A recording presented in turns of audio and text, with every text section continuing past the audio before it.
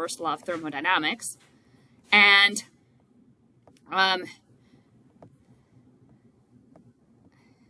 it was interesting because at that time I was a mathematician in my office, door closed, sometimes helping students, working with students, but I never had worked in an applied area like this. I was like any other mathematician in this department. And when I met Corby, I was only interested in just fitting parameters, like what would be these numbers that we plug into here, so that we could publish a paper, because that's the end all of research, you publish a paper. After we published the paper, Corby said he wanted to use this in an intervention, stick it on live people. And then I'm like, wait, I'm not sure that, I'm not 100% sure that this is going to work. And I got very, very uncomfortable that one of my models was going to be used in an intervention, a clinical intervention.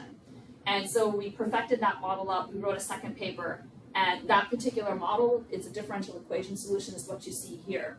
This was actually picked up by Jenny Craig and a company called Body Key. And so there's like little ads that tell you, hey, there's this validated model. It's a differential equation model. I'm going to show you a version of that today. It's actually pretty easy. Everybody says complicated model, but I always say that our cadets and Jedi could actually understand this and be able to work with it. So it's not that complicated. So I'm going to show you how that works today. But all of this is built into a smartphone app, and the weights, the person's weights, or the black things that you see, they're picked up by what we call e-scales. I have one in my office, actually, if you ever want to test one out. So they wirelessly send your weights up to your phone. And we built this program that will take those wireless weights and dump it over and superimpose it over their weight graph. And it's an individualized weight graph, as you're going to see today, where that comes from. And so this weight loss curve is, if I have a certain deficit that I'm giving that person for energy intake, this would be their resulting curve. And so you can tell when they're not adherent when they move out of those green bands. Those green bands, they're something like confidence intervals. Differential equations is not statistics. So you have something like error bars that go around it, and then you want to have those folks be inside those error bars. What I did is I took the model and I predicted final weight against people who were in residence, so we knew exactly how much they were eating. And then I looked at the error that was between actual versus predicted, and I took the mean square error, or the mean error, and I made bands around it. So that's these two bands that are shown here. So I just added the up and down on the mean square. Any questions so far? Kind of cool, right? Yeah, so even the jump to Jenny Craig, most mathematicians don't work with companies. I mean, we're pretty simple people. We just want to teach, have a good schedule, have good courses, have good students. That's kind of our appetite for life. And so this is like, those guys, Corby Martin and another clinician named Leanne Redmond, were pushing me out of my comfort zone by far. And when they wanted to work with Jenny Craig, that was our first jump out.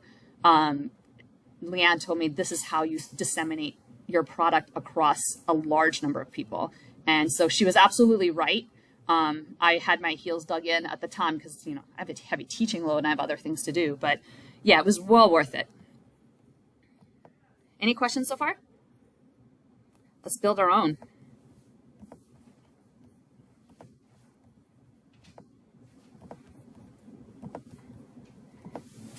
So actually, I have you doing your numbers today, but it struck me that, probably you don't want to change your weight. You could actually maybe want to gain weight. I don't know. Some of you might want to gain weight. But you probably know someone who does want to lose weight. So you don't have to use your own numbers for your homework. You could actually use numbers of someone that you care about and give them information back so that it's actually something worthwhile to you. And I say that in the homework. I'll post these slides too. This is all the stuff that I put on the board with much less notes. Okay, so how do you predict weight loss from a given caloric deficit? Just like Newton's second law of motion, we have a physics law. That's the first law of thermodynamics that basically says that energy cannot be destroyed. Discovered by, or kind of validated by Lavoisier back in the 1700s. And I'm not going to go through a derivation that goes from the beginning to the end, but I have one in a paper if you want to see it go from the actual statement of the first law of thermodynamics and how it ends up at the energy balance model. Please do take notes so that you have all this with you. And then students have told me that this is hard for them because, first of all, I'm fast. I'm a morning person, so this is like my high time of the day. And I probably will skip over stuff pretty quickly. So somebody's got to be the stop. I'm still taking notes. The first law of thermodynamics, if you start out with the actual law and you work it down to humans, it's referred to as what we call the energy balance equation.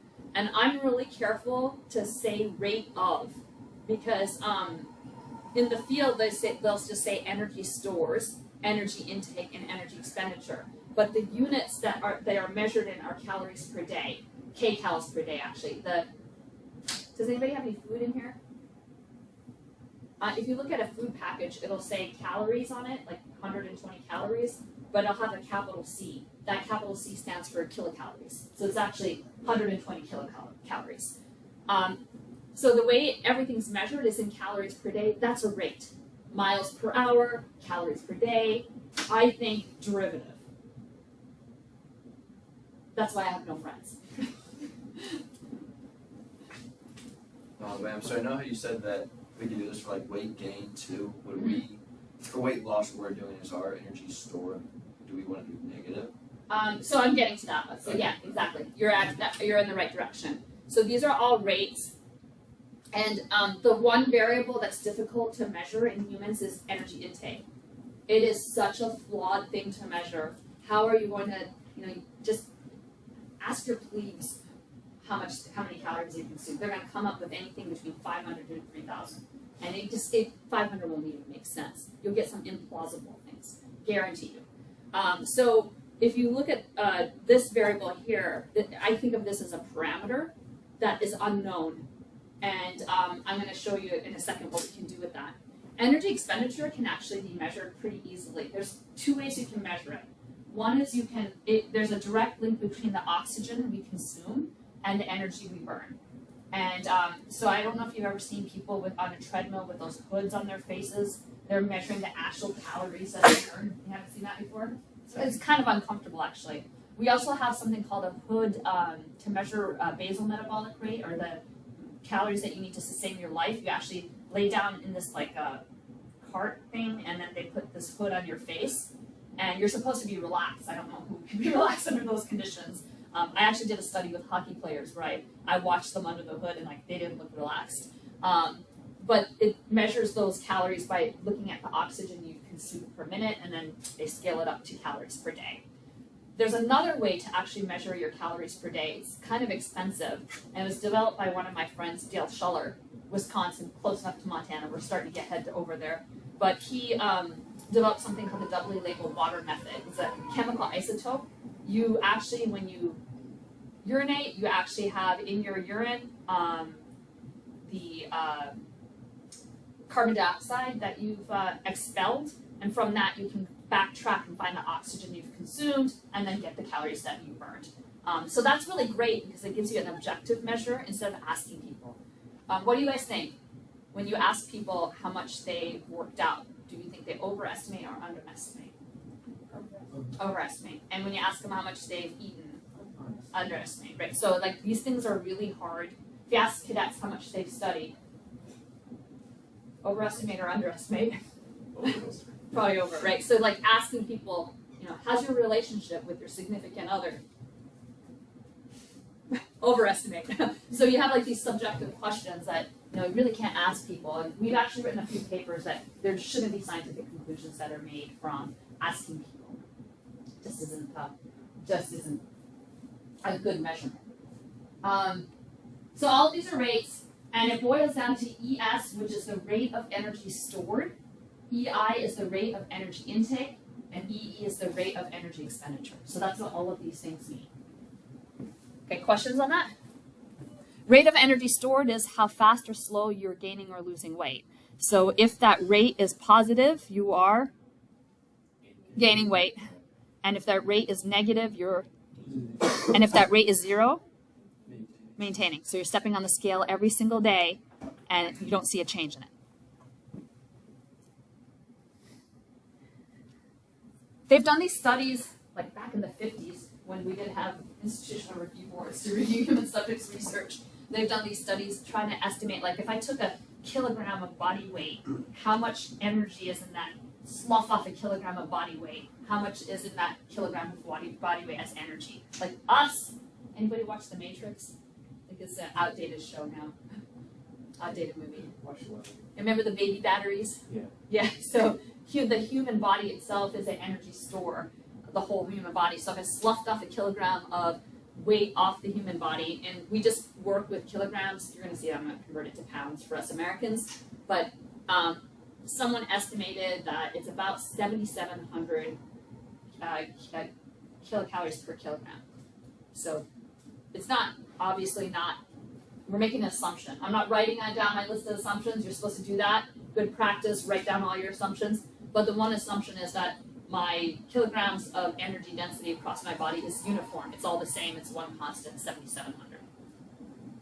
And then if I want to have how much weight, the rate of weight gain. So this is going to be in kilocalories per day. This is going to kilocalories per kilogram. This is kilogram per kilogram per day. Cross out the units, and you'll get your unit analysis should work out. I should have done that actually. Does that make sense? The units work out to calories per day. I should write that up here. So it's 7,700 calories per kilogram of weight. That's how much you slough off a kilogram of weight. You're going to get 7,700 calories. You multiply by that, and you're going to get dWdt is going to be in calories or kilograms per day, and then the units cancel, and you'll get calories per day, as ES should be. ES should be calories per day. And what is this is called the state variable. It's what you're trying to track with your model. It's weight, body weight. It's weight in kilograms on day T of the intervention.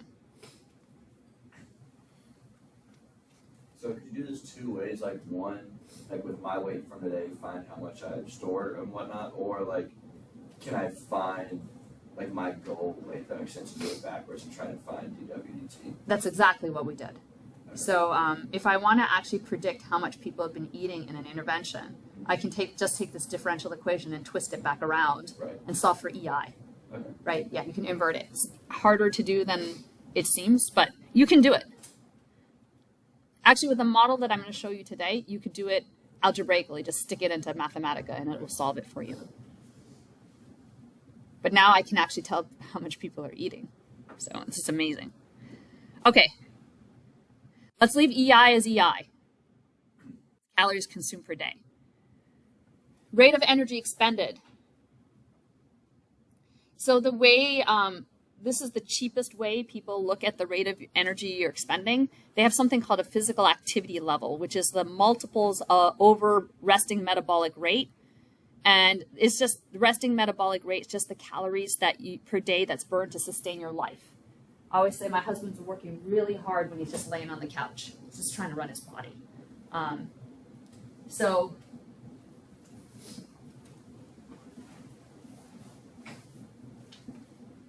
resting metabolic rate can actually be measured. I already told you a little bit about how they measure that. You come in the morning well rested. They put you under a hood. There's another thing they could do. They could keep you in-house and put you in something called a metabolic chamber. It has all these vents at the top. They're actually pretty nice looking rooms at the Pennington Biomedical Research Center, and they have some good rooms out here in the at the New York Obesity Research Center in Columbia University. So they have some nice ones. The problem is that if you house someone, they change their behavior. So that's the only problem. But first thing in the morning, you can measure their metabolic rates. And so there's lots of data on this. We have body weights and RMR. There's publicly available databases. So PAL is physical activity level. And we just look at multiples that people have over their basal metabolic or their resting metabolic rate. So 1 would be you're doing pretty much nothing. So people have scores of PAL that are like 1.1. So basically they might be going to the bathroom and that's it. They're laying in bed all day. And then I think the maximum of one of my friends studies the limits of human endurance. He worked with the Tour de France and did doubly labeled water. And that PAL is about 2.7. So that's about as high as you can get. So it ranges anywhere between 1.1 to 2.7.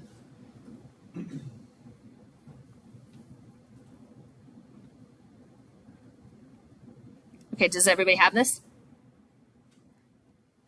Okay, RMR, the resting metabolic rate, there's lots of regression equations for it. Mifflin St. George is a popular one. It was done in the late 80s, 87, I think, and in coal miners, men and women. And you can even tell a little bit if you took 206 or 256, whatever those courses are. And you can tell like they put an indicator function here for the intercept. So everything's the same except the intercept. So you can even tell what kind of model they fit the data to. And in this case, height is in centimeters and age is in years. And weight is obviously, W is actually in kilograms. They have an R squared internal to the data around 0.8-ish. R squared out of data around 0.7. So it's pretty good. And what you see from that is, you ever hear someone say, I have a low metabolism, and that's why I can't lose any weight? What do you see from the dominant variable in here?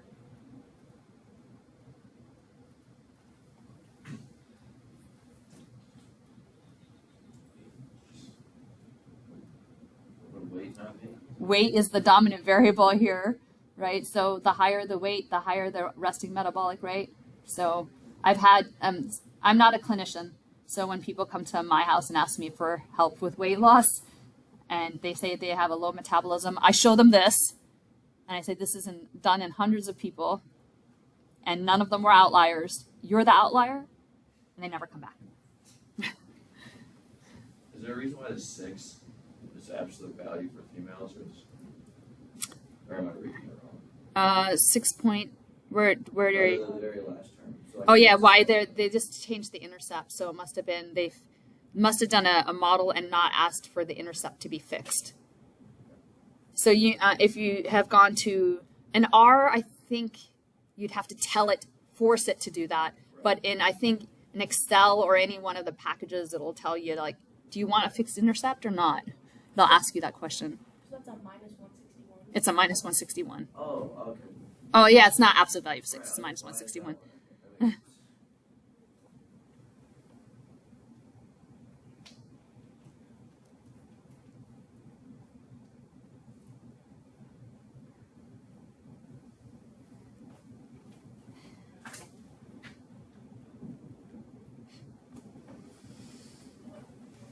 So then I can start writing down the model. That's how quickly we can write down the model. It's interesting what people think is complex.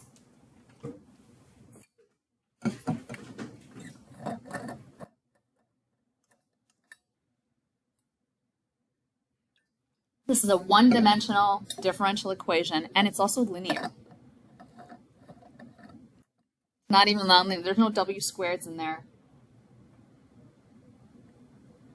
You've done harder things in Jedi math.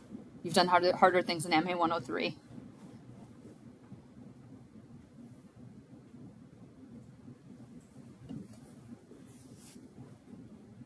I put B for intercept.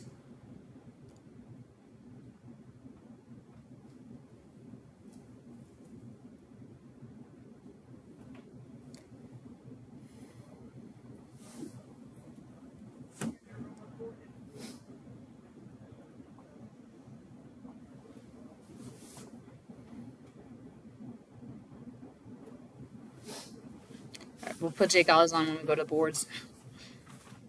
All right. So I just wanted you to know PAL ranges between 1.1 to 2.7. If you're interested in that paper on the Tour de France, I can send that to you. I think the title of the paper is Limits of Human Endurance. When the guy showed me his data, like he had plotted all the PALs that he had collected over time, and I said, look, there's people believe that exercise has all these like weight change properties, but there's not really much room. 1.1 to 2.7 is a very small range, actually. So that range of how active we can be is kind of small.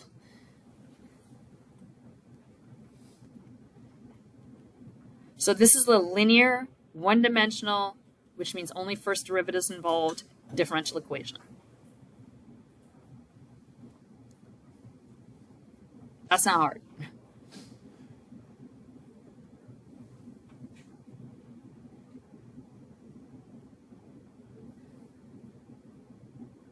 So I didn't put up definitions of order, but it's kind of easy.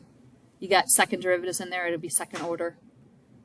Three derivatives in there, you got third order. So the number of derivatives you have is going to tell you the order. Linear means that you don't have squares in the state variable, the thing you're tracking, or square roots or anything other than W itself. So we can solve it using this thing called integrating factor, which I think you studied in Jedi Math. You didn't have Jedi Math, right? So who didn't have Jedi Math? All right, I'm leaving you guys out, but the majority had it. They were brutalized for it, so that's like it's a very unpleasant experience coming into that class and having to do this. So you lucked out, actually. I'm going to show you what this is. It's not that hard.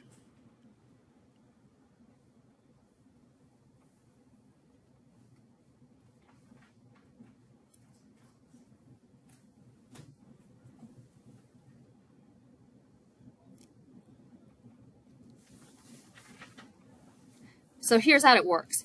I don't know why we use alphas and betas, but it actually, like, that makes it seem more complicated. But you could take all those constants, age, height.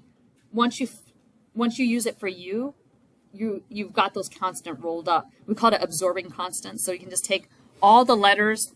Let me flip back just a little bit.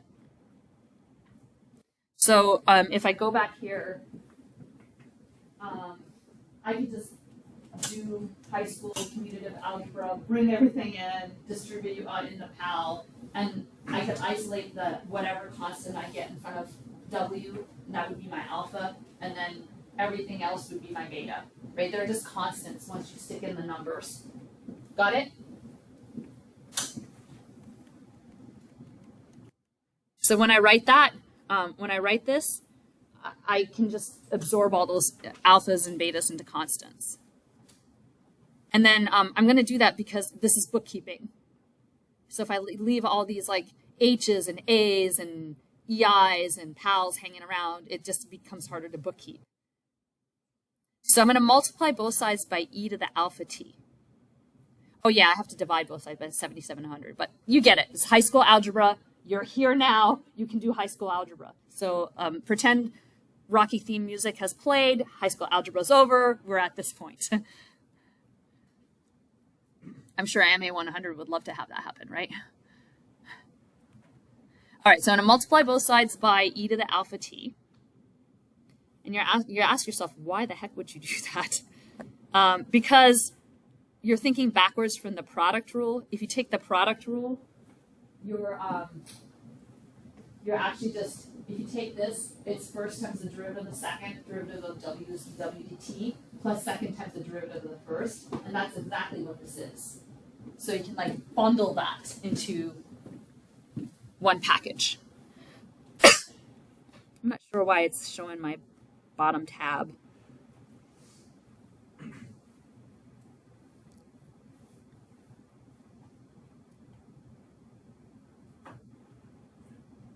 Go ahead. There you go.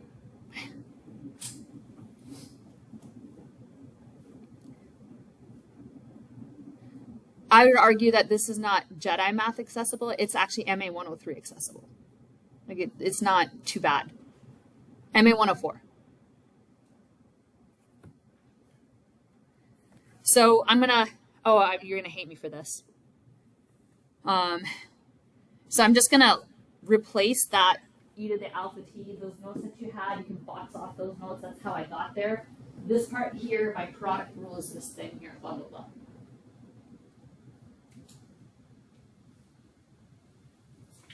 And then just integrate both sides.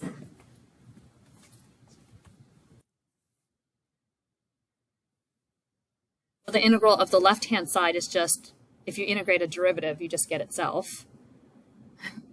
Right? Right. Easiest thing today. I'm good there.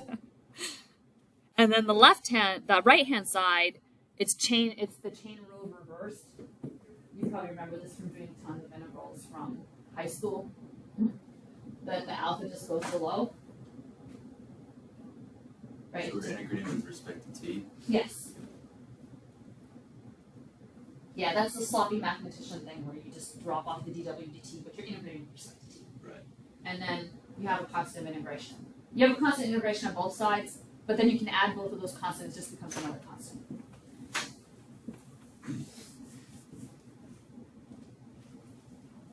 I was taking a class where we had to do lots of homework on just integrating differential equations, and the back of the book had a different answer than mine. I had a C1 plus C2, and it had just a C1, and I just couldn't figure out where they lost one of the constants. And I finally went to the professor, who I didn't find approachable, and I asked him, I'm not getting the same answer. It's absorbing constants. Like that. Note to self: never go back there again. But I never forgot that idea of absorbing constants. Okay, I rewrote the last line again. And now you just solve for W. Closed form solution. Voila. You have a weight loss graph.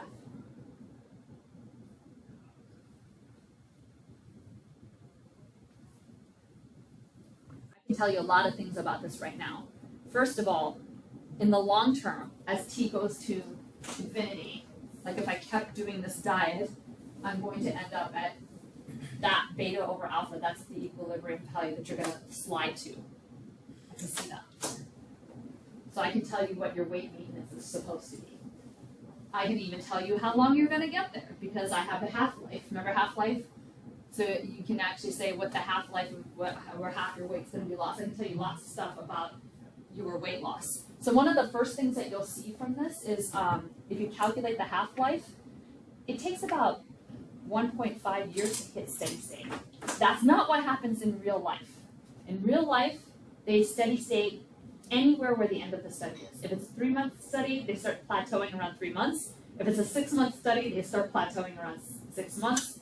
And there's a belief that there's some kind of mechanism in the human body that makes them plateau earlier. We actually showed by using stochastic methods for the EI, like every day you wake up and you say, today I'm going to adhere, tomorrow I'm not going to adhere. I'm going to adhere sometimes and not adhere sometimes. Just put a random die in, and you wake up in the morning and you decide today's a cheat day, today's not a cheat day. And when you do that, you can get people to plateau early. It's compliance. Another thing is in rhesus monkeys are not humans, but they've done caloric restriction studies in rhesus monkeys, and guess what? They plateau around 1.5 years. That's kind of when you start to see them plateauing. All right. Of course, you have to get rid of the C. You need an initial condition for that. We kind of talked about that the other day. That's why you need your initial weight. If I have my initial weight, and I think I popped in my own numbers for this, my kilograms, and I solved, and I got C was 55.33. For you, you put your own W0. You could have left it W0, so you have a formula.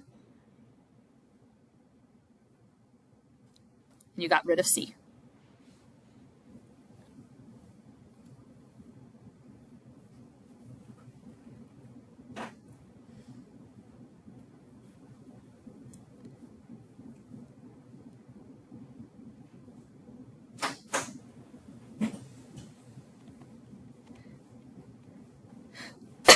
So then I can actually program that in Excel if I want to. Python, whatever you want. It's not that complicated.